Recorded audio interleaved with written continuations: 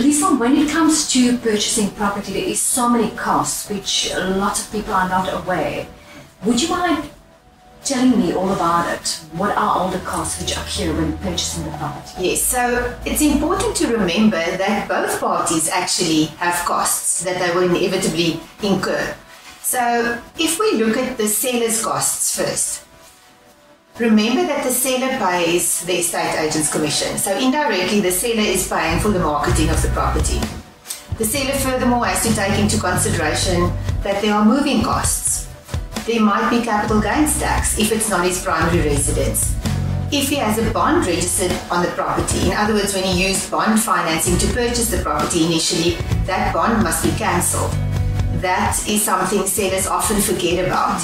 So it's not just the outstanding amount that must be repaid, you must also pay to have that bond cancelled, because the property is security for the bank. So that bond must be cancelled. That costs approximately 3,000 to 4,000 rands.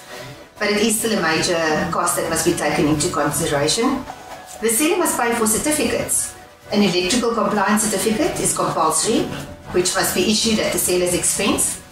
If there is a gas installation at the property, the seller must provide the purchaser with a valid gas certificate.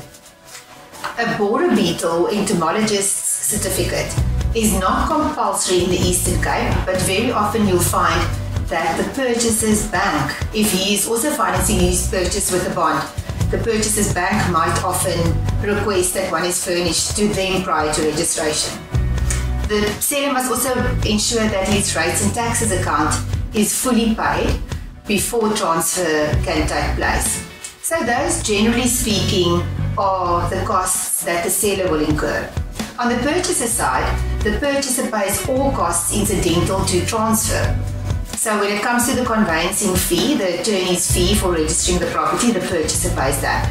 It's calculated according to a tariff that is available, and you can actually Google it, but that tariff is a guideline for conveyancers as to how they should charge purchasers for the transfer property, and it's calculated on the purchase price. So the more you can afford, the more you pay.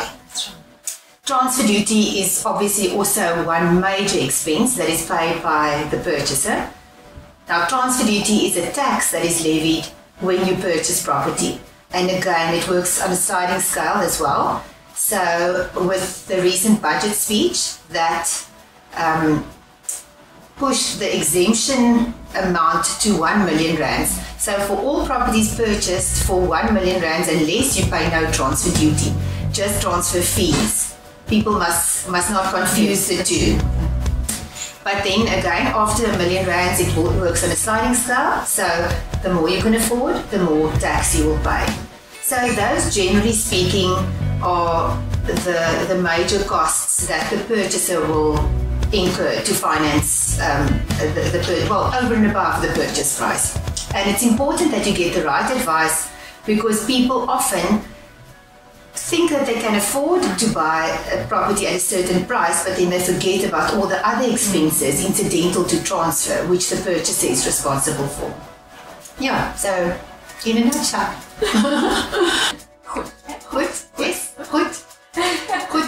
Goed om te gaan. Good to go. Oh, good. Okay, that's our next time.